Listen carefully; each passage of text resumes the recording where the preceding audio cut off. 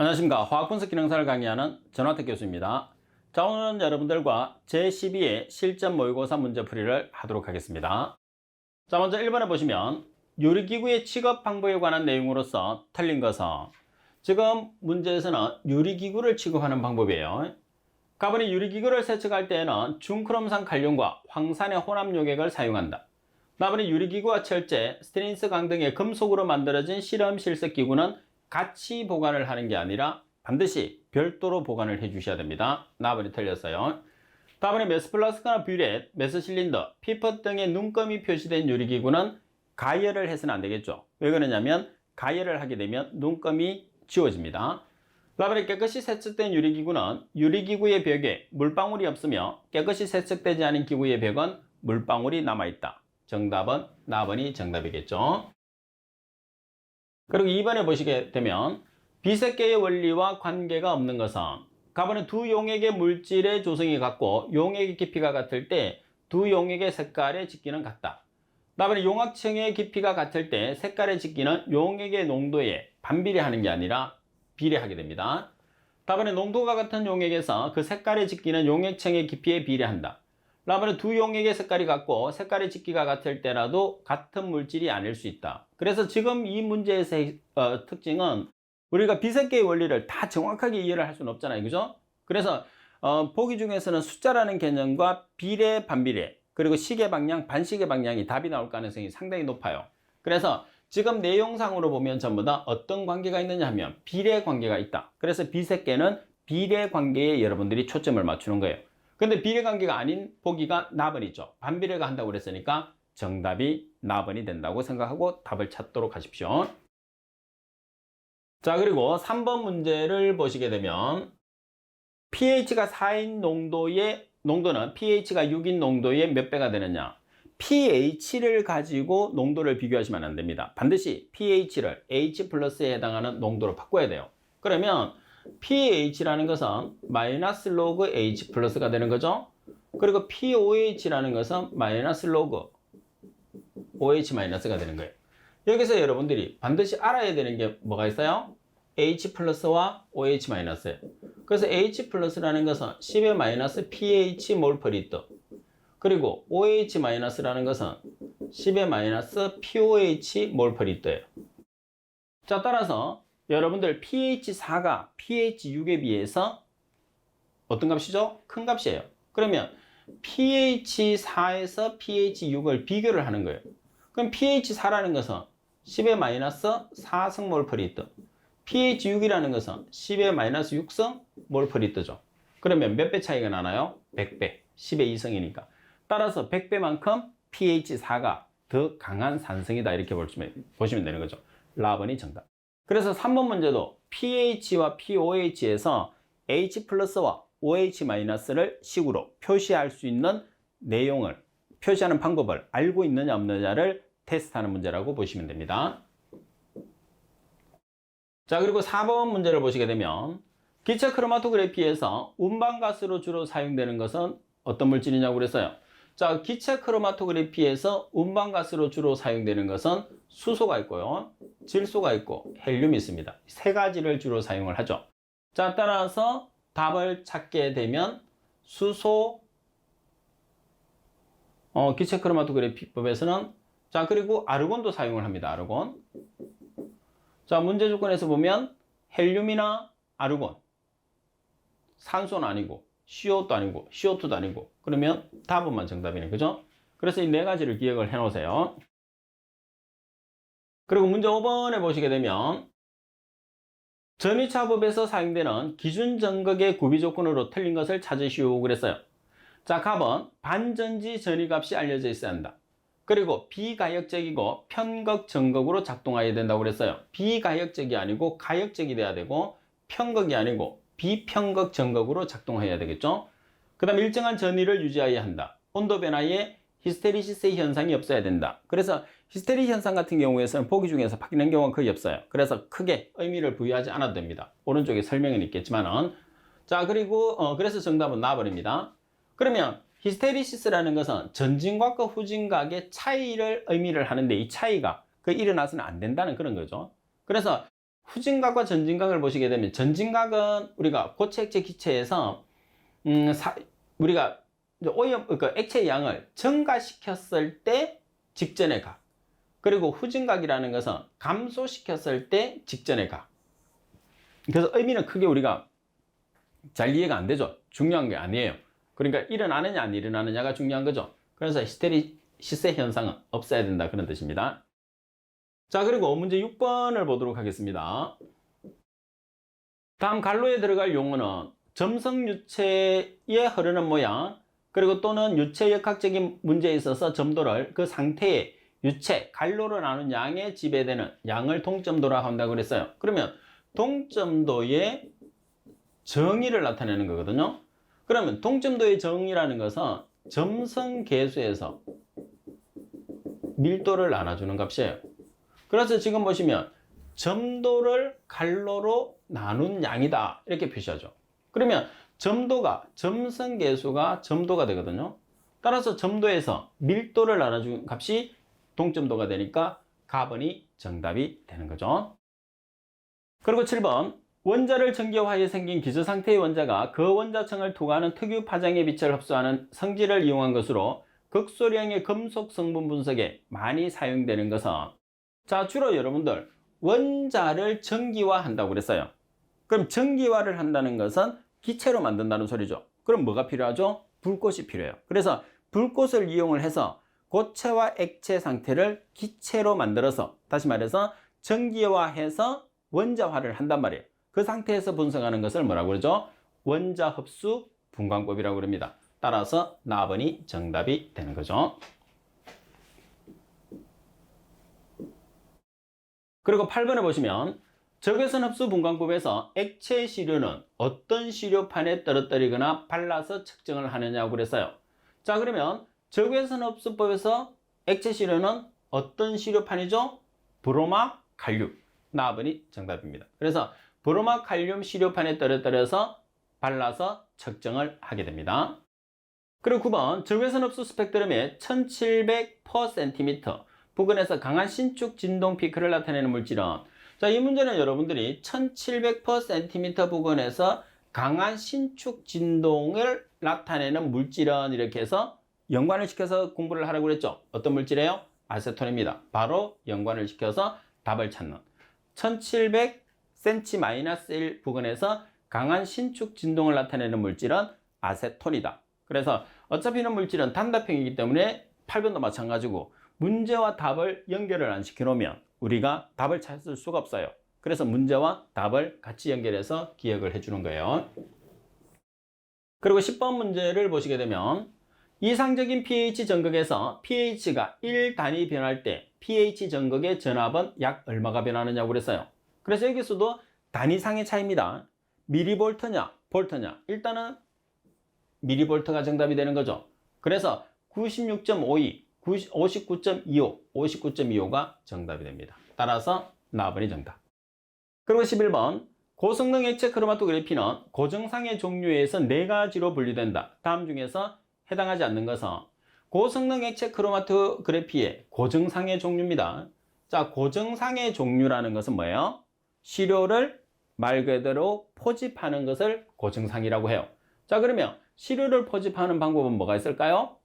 가장 먼저 분배가 있고, 그리고 hợp착이 있고, 그리고 이온 교환이 있고, 크기별 배제가 있어요. 그래서 해당하지 않는 것은 흡수가 해당하지 않네요. 4번이 정답.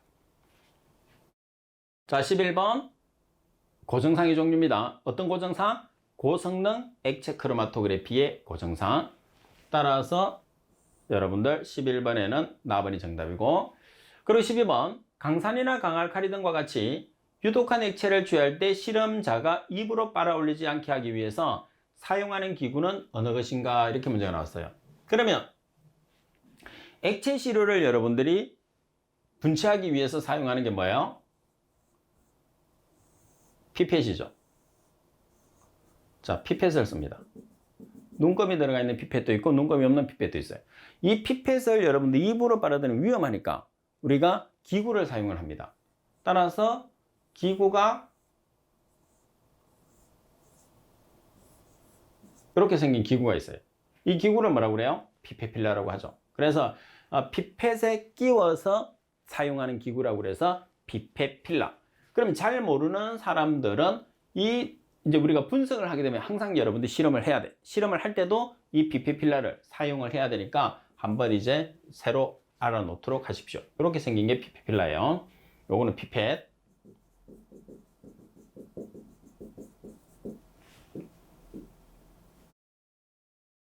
자, 그리고 13번 문제를 보시게 되면 분광광도계의 광원 중에서 중수소 램퍼는 어느 범위에 사용하는 광원이냐고 그랬어요. 그래서 중수소 램퍼가 사용되는 광원. 일반적으로 분광광도계는 자외부와 가시부가 있어요.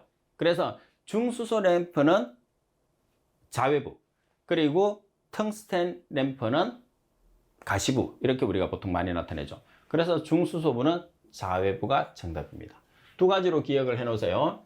자, 자외부, 여러분들 중수소 램프는 자외부, 그리고 텅스텐 램프는 가시부, 가시광선이 가시부가 됩니다. 그래서 중수소 자외선, 텅스텐 가시부 꼭 기억해 놓으세요.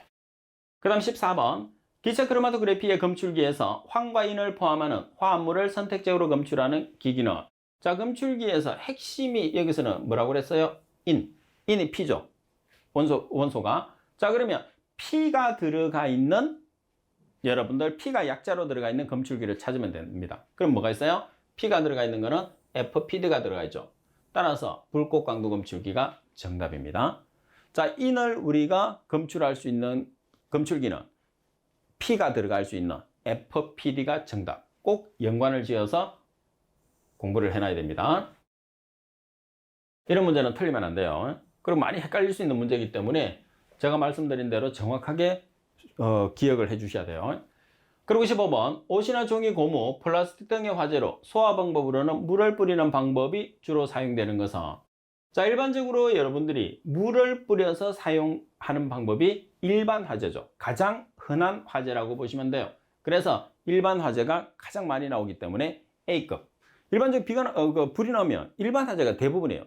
그러니까 대부분 일반 화재에서는 물을 뿌리잖아요. 그죠? 그래서 A급 화재라고 이야기합니다. 가번이 정답. 자, 반면에 참고적으로 B급 화재 같은 경우는 유리나 가스, C급 전기, D급은 금속류에 해당하는 경우, 주로 대부분을 차지하는 경우는 A급 화재가 됩니다. 그리고 16번 어떤 시료를 분광광도기를 이용해서 측정했더니 투과도가 10%, T가 투과도를 의미하는 거죠. 자, 여기서 흑광도를 계산하시오 그랬어요. 그러면 흑광도를 계산할 수 있는 식은, 흑광도 A는 로그 투과 퍼센트 분의 1이죠. 그러면 로그 투과 퍼센트가 지금 10%라고 그랬으니까 0.1분의 1. 따라서 계산기를 사용해서 계산하면 얼마의 값이 나올까요? 1.0의 값이 나오겠죠. 따라서 답번이 정답. 그래서 16번 같은 경우에서도 상당히 자주 출제되는 문제니까 여러분들이 반드시 숙지를 할 수 있도록 하셔야 됩니다. 그리고 17번 문제를 보시게 되면 기체 크로마토그래피의 주요 구성부로 틀린 것을 찾으시오 그랬어요. 자, 가번의 시료 주입부, 나번의 운반 기체부, 다번의 시료 원자하부, 라번의 데이터 처리 장치라고 나와 있어요. 그러면 여기서 시료 원자하부라는 것은 뭐냐면 시료를 원자로 만드는 거예요. 다시 말해서 기체로 만든다는 거죠. 고체와 액체 상태를 불꽃을 가해서 전기화시켜서 원자로 만드는 게 뭐죠? 원자흡수 분광광도법이죠. 따라서 답은 원자흡수 분광광도법에 대한 설명이고, 나머지는 기체 크로마토그래피법인데, 기체 크로마토그래피에서 주요 우리가 장치를 보면 운반기체부, 유량계, 시료주입부, 전기오븐, 분리관, 데이터 처리 장치로 나눌 수가 있습니다. 그래서 답은이 정답이 되는 거죠. 그리고 18번에 보면 불꽃 이온화 검출기의 특징에 관한 내용으로서 알맞은 것을 찾으시오 그랬어요. 먼저 가번에 보시면 유기 및 무기 화합물을 모두 검출할 수 있다. 그리고 나번 검출 후에도 시료를 회수할 수 있다. 그리고 감도가 비교적 낮다. 라번에 시료를 파괴한다고 그랬어요. 지금 여러분들 불꽃 이온화 검출기라는 것은 FID를 뜻합니다. FID. 그래서 FID의 검출기의 특징, 지금 풀이도 나와 있는 것처럼 세 개, 가나다에 관계되는 이 세 가지는 어떤 검출기냐면 열전도도 검출기라고 해서 TCD에 대한 설명이에요. 그럼 나머지 한 개가 정답이 되는 거죠. 따라서 시료를 파괴한다는 게 불꽃 이온화금 줄기에 대한 설명이 되니까 라번이 됩니다. 이런 문제는 쉽지 않은 문제예요. 답을 찾기가. 그리고 19번 문제를 보시게 되면 분석하려는 시료 용액에 음극과 양극을 담근 후 음극의 금속을 전기화학적으로 도금해서 전해 전후의 음극 무게의 차이로부터 시료에 있는 금속의 양을 계산하는 분석법은, 자, 어떤 방법이 되죠?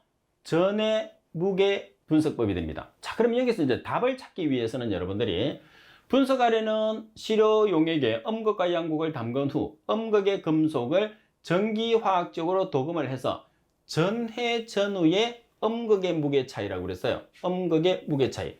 그러면 여기서 가장 핵심이 뭐냐 하면 전해라는 성분이 나옵니다. 그죠? 그리고 무게라는 내용이 나와요. 그래서 분석하는 방법을 찾는 거죠. 따라서 전해 무게 분석법. 정답은 뭐가 되는 거죠? 나번이 정답이 되는 거죠. 그래서 지금 여러분들이 여기서 전이차법, 전해무게분석법, 전기량법, 전압전류법이 나와 있기 때문에 그냥 여러분들이 답을 찾으려고 하면 상당히 많이 헷갈릴 수밖에 없는 부분이거든요. 그래서 지금 제가 말씀드린 것처럼 전해, 전후의 음극 무게 차이기 때문에 전해, 무게, 그 방법이 뭐냐? 분석법. 이렇게 해서 나번을 찾아주시면 됩니다. 자, 그리고 20번 문제를 보시게 되면 중크롬산 표준용액, 중크롬산 칼륨이 K2CR2O7을 이야기하죠. 1000ppm으로 10ppm의 시료를 100ml를 제조하고자 했을 때 표준 용액의 양은 얼마인가 그랬어요. 자, 그러면 여러분들 지금 1000ppm 있어요. 이 1000ppm을 얼마로 만들려고 하느냐 하면 10ppm 100ml를 제조하려고 해요. 그러면 여기에서 얼마를 취해 넣어야 되느냐, 그런 뜻이겠죠. 그럼 여러분들이 먼저 1000ppm과 10ppm의 농도 차이를 계산을 해야 돼요. 그 농도 차이가 희석 배수치거든요. 1000ppm보다 10ppm 많이 묽어졌죠. 그래서 희석 배수치를 계산을 하기 위해서 1000ppm에서 10ppm을 나눠줘요. 그러면 몇 배 희석이 됐죠? 100배 희석이 됐어요. 이 값은 100배 희석이에요. 그러면 100배 희석된 값을 만드니까 어떻게 여러분들이 계산하느냐면 조제하고자 하는 사이즈에서 희석 배수치를 나눠주면 돼요. 그러면 얼마가 나오느냐 하면 1ml. 따라서 1000ppm에서 1ml를 분치해서 100ml에 넣고 표성까지 채워주게 되면 몇 ppm이 되느냐 하면 10ppm이 된다는 거죠. 그래서 20번 같은 문제는 자주 출제가 됩니다. 그리고 실기에서도 자주 나오니까 여러분들이 정확한 개념을 이해를 하고 있을 필요가 있습니다. 그리고 21번 문제를 보시게 되면 다음 중에서 성화와 관계없는 물질을 찾으시오 그랬어요.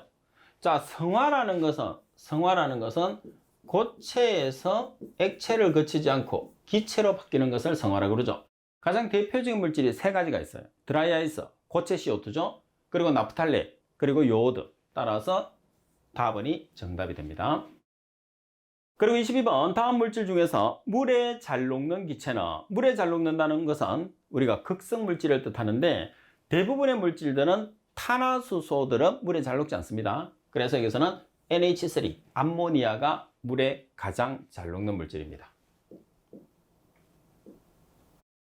그리고 23번 다음 중에서 주기율표상으로 오족 원소에 해당하지 않는 것은, 자, 먼저 오족 원소에 해당하는 걸 한번 살펴봅시다. 질소, 인, 비소, 안티모니, 비스무트는 오족에 해당을 해요. 자, 따라서 여기에 해당하지 않는 게 뭐가 있어요? 규소, 답은이 정답. 그리고 24번 금속 결합의 특징으로 아닌 것은 금속입니다.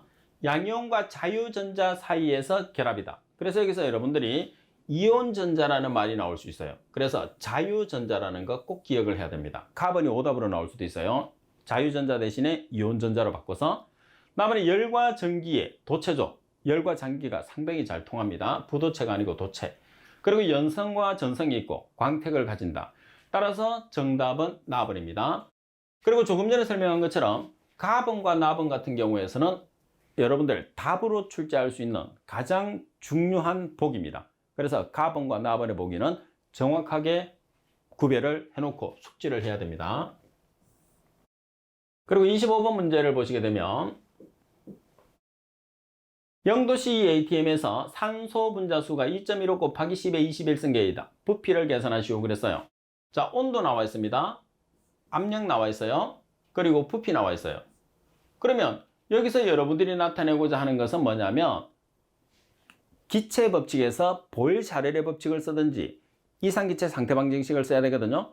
그럼 보일의 법칙이나 샤를의 법칙, 보일-샤를의 법칙을 쓰려고 하면 두 가지 조건이 주어져야 되는데 여기는 두 가지 조건이 안 주어졌죠. 그래서 PV는 nRT, 이상기체 상태방정식을 쓰는 거예요. 그러면 PV는 N이라는 몰수는 질량 나누기 분자량 곱하기 RT로 나타낼 수 있잖아요. 그죠?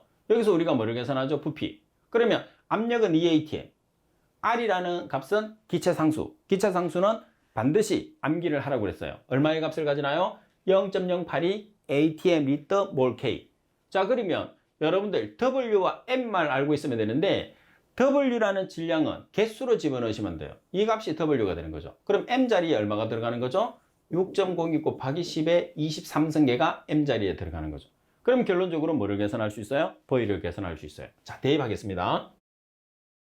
자, P 자리 EATM, V를 계산합니다. 그러면 몰수를 계산을 했을 때 질량이 나와 있으면 분자량을 쓰시면 되고 체적이 나와 있으면 22.4리터를 쓰시면 되고 개수가 나와 있으면 6.02 곱하기 10의 23승계를 쓰시면 돼요. 그럼 1몰이 되는 거죠.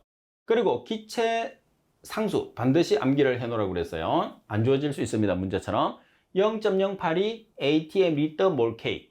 그리고 온도는 절대 온도 0도씨니까 도시 온도를 K 온도로 전환하는 방법은 273을 더해주는 거죠. 따라서 V에 대한 식. 자, 여러분들 오른쪽에 계산을 다 하세요. 그럼 다음 얼마로 나눠주죠? 이 ATM으로 나눠주면 V는 0.04 리터가 나오죠. 따라서 리터를 밀리리터로 계산하기 위해서는 10의 3성 1000을 곱하면 되니까 40ml라는 부피가 계산이 됩니다. 정답은 가번. 그래서 25번 같은 경우에서는 내가 어떤 식을 사용을 할 것인지를 찾아내는 게 중요합니다. 그리고 26번 문제를 보시게 되면 0.001몰 HCl의 pH를 계산하시오 그랬어요. 그러면 pH를 계산을 하시오 그랬으니까 HCl은 H가 나오겠죠? 따라서 마이너스 로그 H 플러스가 됩니다. 그럼 H 플러스의 값만 계산하면 되는데 HCl이라는 물질은 H 플러스와 Cl 마이너스로 분리되죠. 그러면 0.001몰이니까 1대 1대 1이니까 H 플러스도 0.001몰, Cl 마이너스도 0.001몰이 되는 거예요. 그러면 H 플러스 자리에 얼마가 들어간다는 소리죠? 0.001몰이 들어간다는 소리예요. 따라서 계산기를 이용해서 계산하시게 되면 얼마가 되죠? 3.0이라는 값이 나오게 되는 거죠. 그래서 지금 문제는 pH에 대한 공식도 여러분들이 알고 있어야 되고 그리고 HCl에서 H 플러스가 차지하는 농도를 같이 그러면 비례식으로 정수비로 우리가 알아보는 거죠. 1대 1대 1이니까 동일한 값으로 차지가 된다. 그 다음 27번 원자 번호가 7번인 질소는 EP 궤도에 몇 개의 전자가 들어가느냐고 그랬어요. 그러면 7번이라고 그랬단 말이야. 자, N이 7번이에요. 그러면 우리가 전자 배치를 했을 때 1s2 그죠? 그 다음에 2s2 그리고 EP가 얼마가 들어가는 거죠? 7개가 있으니까 EP3이 되는 거죠. 그러면 P궤도, EP궤도에 들어가는 전자수는 몇 개가 되는 거예요? 3개가 되는 거죠. 그래서 가번이 정답. 그리고 28번 문제를 보시게 되면 HClO4에서 할로겐 원소가 갖는 산화수를 찾으시오 그랬어요. 자, 그럼 여러분들 HClO4예요. 그럼 여기에서 여러분들 화합물은 체외각 전자가 제로가 돼야 되거든요. 그럼 산수는 마이너스 2가짜리니까 마이너스 2가가 4개 있어요. 그럼 마이너스 8이 됩니다. 그럼 이 전체가 플러스가 돼야 되니까 H는 플러스 1이죠. 그럼 Cl은 당연히 얼마의 값을 가져야 되나요? 플러스 7의 값을 가져야 되죠. 따라서 정답은 라번.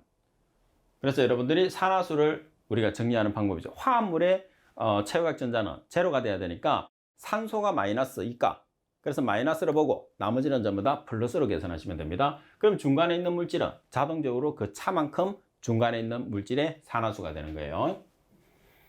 그리고 29번 문제를 보시게 되면 황산용액 100ml에서 황산 4.9g이 용이되어 있어요. 그러면 100ml라는 것은 부피가 0.1L죠. 그리고 4.9g이라는 것은 질량입니다. 여기서 노르말 농도를 계산하라고 되어 있어요. 그러면 이 노르말 농도 같은 경우에서는 노르말 농도는 EQ/L의 단위를 가지면서 1당량을 알아야 됩니다. 1당량은 분자량 나누기 뭐가 되는 거죠? 가수. 산성에서 가수는 H의 개수. H2SO4는 H가 몇 개? 2개. 따라서 분자량이 98g에 가수가 2가 되는 거죠. 그러면 분자량을 계산하는 방법은 H2SO4니까 H의 원자량은 1, 1자리가 2개, S는 원자량이 32, O는 16자리가 4개. 그래서 98g이라는 분자량이 나오는 거죠.